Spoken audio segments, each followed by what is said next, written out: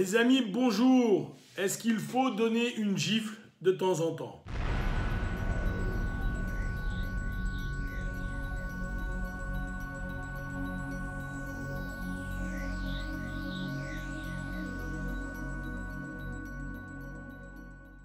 Alors, ma réponse est clairement oui. Il faut de temps en temps donner une gifle. Peut-être pas physique, mais peut-être morale. De temps en temps, il faut remettre les gens en ligne. Il faut remettre les gens en ligne avec leurs valeurs. Je vous fais part d'une expérience. Ce week-end, enfin le week-end passé, il y avait un stage avec Gabinoa, il y avait des tests et il y a une jeune fille qui était là de 13 ou 14 ans qui passait un test pour le premier grade. Donc elle rentrait dans le jeu, P1, bon bravo. Et à la fin du test, il y a une demande, on doit faire, je sais pas moi, 15-20 pompages, peu importe. Et le testeur demande à cette jeune fille,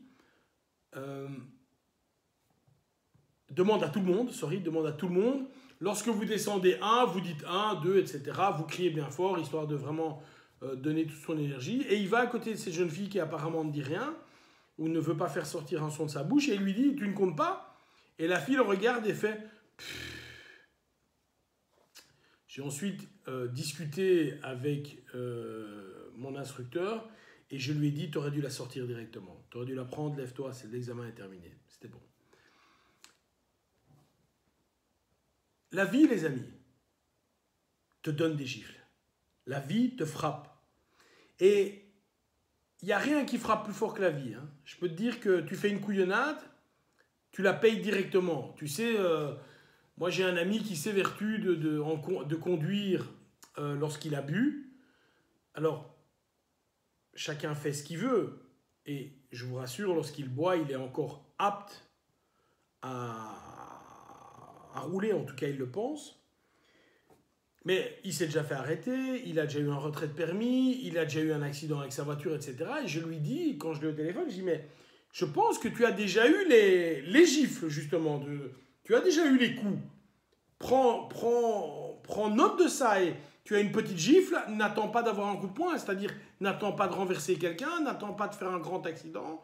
Comprends que, en ce qui me concerne, lorsque j'ai bu un peu trop de vin, ben, je demande à mon ami de prendre la voiture, ou si j'ai pas d'amis, je prends un taxi. Donc il n'y a pas de problème. Ou alors je ne bois pas. J'ai la décision en main. Mais ce que je veux vous expliquer au travers de cette petite capsule, c'est de dire, on est parfois trop gentil avec les autres. On est parfois trop gentil avec les autres. Certaines personnes font des choses qu'ils ne doivent pas faire. Et on laisse passer. Un petit peu comme on a dit à cet enfant, on lui a dit il ne fallait pas faire ça, il le fait quand même, et on laisse faire. Je pense que ce n'est pas une bonne chose. Alors, encore une fois, le titre de la vidéo, c'est la gifle, mais ça peut être une gifle morale, mentale. Hein, simplement dire à quelqu'un ça ne va pas, ça peut être considéré comme une gifle mentale. Je ne suis pas du tout quelqu'un qui frappe. Hein. Je pense que j'ai un enfant de 16 ans. S'il a eu 3 claques sur son derrière durant toute sa vie, c'est beaucoup. Donc, c'est pas le problème. Mais à un moment, savoir dire non, ça j'avais dit que tu peux pas le faire, tu peux pas le faire. Et savoir à un moment dire ça ne va pas. Et s'il le faut sanctionner, c'est utile. Ça évitera que plus tard, ton enfant devienne un adolescent et croit que dans la vie, tout est permis et qu'on peut tout faire. Et à un moment, on arrive à des problèmes où, lorsque il faut suivre un certain code, il faut être OK au niveau du boulot, au niveau de la vie, eh bien là, que l'on se fasse sanctionner, mais vraiment très très fort. Moi, je me souviens lorsque j'étais dans mon job, il y a ce qu'on appelle une chaîne hiérarchique. Hein. Donc, c'est évidemment, moi j'ai un patron qui lui-même a un patron, qui lui-même a un patron. Enfin, voilà. Et donc, évidemment, j'avais des gens en dessous de moi. Et j'avais fait une communication d'objectifs, blablabla.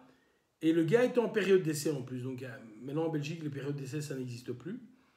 Et je lui communique ses objectifs. Il n'est pas trop d'accord.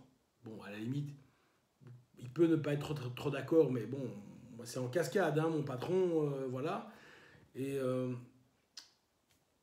Et la bonne idée qu'il a eue, c'est d'aller voir mon patron et d'aller se plaindre, etc. Machin, et que j'étais pas un bon. Alors que les objectifs venaient de mon boss, hein, by the way. Qu'est-ce que le gars a fait? Il m'a dit, écoute, ça va pas, le machin. Bon. Bref, le gars s'est retrouvé, il a été se plaindre à 9h du matin, à 16h, il rendait ses clés. Il était out. Parce que dans une vraie boîte, dans une vraie vie, il y a des comportements qu'on ne peut pas admettre. Il y a des choses qu'on ne peut pas faire. On le voit maintenant avec tout ce qui est machin viol, et les gens qui ont fait ça, ils ont oublié. C'est comme si c'était pas grave. Il y a Jérôme Cahuzac qui dit j'ai peur d'aller en prison. Ben oui, mais Jérôme, t'as quand même fraudé, t'as quand même volé. Hein. C'est des choses qu'on peut pas faire. Et si tu avais su qu'à un moment, quand tu fais quelque chose que tu peux pas faire, tu avais reçu ta petite gifle mentale ou morale, et si on te l'avait donné étant jeune, tu aurais compris que dans ta vie, il y a des choses que tu peux pas faire. Et c'est vraiment important, ça, les amis, c'est de dire autour de vous, lorsque quelqu'un a un comportement qui n'est pas bon, il est de ta responsabilité de lui dire. Tu peux dire les choses gentiment, hein, en disant, écoute, tu sais quoi, ça, c'est pas top. Avec ta femme, avec ton mari, imaginons que celle-ci ou celui-ci a un comportement que tu n'aimes pas, ben tu lui dis. Tu lui dis, écoute, ça, j'aime pas, ça, j'aime pas. Alors, il a deux possibilités, il ou elle a deux possibilités, soit il ou elle arrête d'avoir ce comportement que tu n'aimes pas, soit il continue, et s'il continue, évidemment, ben, encore une fois, il y a d'autres possibilités. Donc, ce que je voudrais que vous compreniez, je le dis toujours, moi, je le dis toujours, et c'est ma règle de vie. Moi, je ne suis pas quelqu'un de gentil personnellement, je ne suis pas gentil, je suis quelqu'un de correct.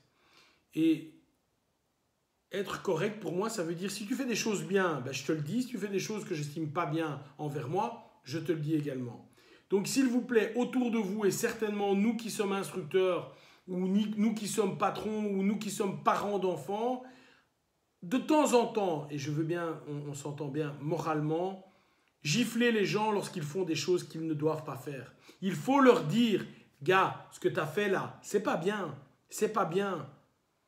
Et je discutais, et je termine là-dessus, je discutais avec un de mes instructeurs ce week-end, et on parlait d'intégrité. Et vous savez, moi j'ai des deals avec des gens, je fais évidemment du business. Jamais quand je fais un deal, le gars ne met en doute ce que j'ai dit, ou ne calcule, ou ne regarde, etc. Pourquoi? Parce qu'il sait que je suis correct. Il sait que je ne vais pas le voler. Et je suis correct, pas pour lui. Je suis correct pour que quand je me regarde dans le miroir le matin en me rasant, eh ben, je me trouve beau. Je me trouve beau parce que je me trouve correct. J'aime ça. J'aime le fait d'être quelqu'un de correct. Si tu as des gars qui te volent... on a acheté, je sais pas moi, 10 boîtes, machin. Va prendre les 10 boîtes et il en prend 11. Il faut te séparer de ces gens-là.